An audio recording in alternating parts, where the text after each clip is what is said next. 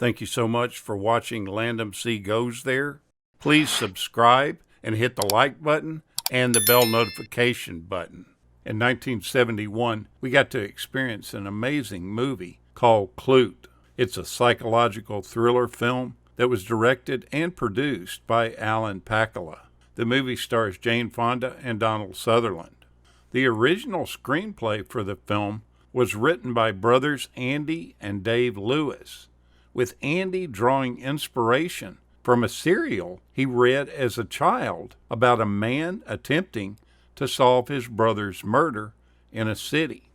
Principal photography took place in late 1970 and early 1971 in New York City.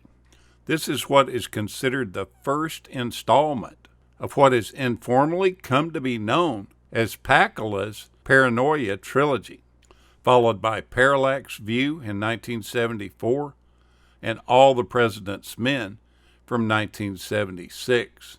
All these films dealing with themes of paranoia, conspiracies, and surveillance. The storyline goes that 6 months after the disappearance of a Pennsylvania businessman, his boss, Peter, and his wife, Holly, hire Tom's friend, a private detective named John Klute, to find out what happened to Tom, as the police have done absolutely nothing to solve the case. And all of this despite John having no expertise in missing persons cases. The only lead is a typewritten, obscene letter Tom purportedly wrote to a Manhattan actress/call girl named Bree Daniel, who admits to having received such letters from someone and since having received several mysterious phone calls as well. The belief and suggestion is that Tom was one of Bree's past Johns, although she has no recollection of him when shown his photograph. Bree's tricking is both a compulsion and a financial need. Their initial encounters bring John and Bree to do whatever they can to exert their psychological dominance over the other, especially as Bree initially refused to even speak to him. Despite the less than friendly start, they embark on a personal relationship based on their emotional needs. But Bree tries to sabotage it because of the same issues which causes her to turn tricks. As they follow leads that are connected to Bree's call girl world, they know they're getting close to finding the truth when someone continues to torment Bree. They believe that the key to Tom's disappearance is actually a violent John who tried to kill her a few years earlier, but who she doesn't remember. The big question is that whether or not John and Bree can discover his identity and stop him before he tries to kill Bree again. In the original script, Bree's psychiatrist was a male, but Fonda felt in rehearsals that the character would never open up to a man, so she requested that the part be changed to a woman. She also requested to shoot those scenes with the psychiatrist at the end of the shooting schedule, so that she would be fully internalized to the character of Bree. Bree's apartment was built on a soundstage in a New York film studio, and Jane Fonda would often spend the night there. The director had them install a working toilet in the bathroom of this set. Jane contributed to the decoration of the apartment by deciding the character of Bree would be a romance reader and have a cat, so she included that into the character as well.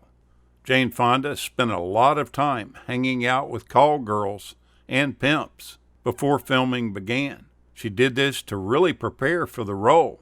It really caused her some problems, though, with the character, because you see, none of the pimps offered to represent her in real life, and she became convinced that she wasn't desirable enough to play this prostitute. So much so that she told the director that he needed to replace her with her friend, Faye Dunaway. Initially, Warner Brothers wanted to remove both Jane Fonda and the director, Pakula, from this project. All this was before shooting started. They tried to find other people for these roles, but they were turned down by most of them. so they decided to come back to their original decision and keep the two involved. Although Fonda had planned on playing scared for the scene with the murderer, when she heard the tape recording of the call girl about to be murdered and the fear in her voice, she unexpectedly started crying. Another episode in the film that was terribly traumatic for her and caused her to go and throw up was while she was preparing for the scene where Bree goes through the photographs of dead prostitutes to identify her friends. She actually had gone to the city morgue, too, to prepare for the role. In order to get deep into her role, Fonda turned to her memories of her relationship with several call girls whom she had known while living in France, all of whom worked for the famed Madame Claude. She remembered that all of them had been abused as children. She used this as an entry to her character and as a way to understand Bree's motivations in becoming a prostitute. Donald Sutherland was cast as the private investigator John Klute, who the title of the film is named after. He signed on to the project in May of 1970. He did later admit that he clashed with this director during production, stating that it was a film where the director had specific ideas which he didn't particularly understand, nor was he particularly interested in them. But the one thing he did like about the film was coming in contact with Jane Fonda. He states that he'll never forget the affair that they had. He said that she seduced him and she left him after 2 years feeling completely eviscerated. Klute started filming in 1970, and Fonda had been together with her husband, Roger Vadim. She had been with him since 1963.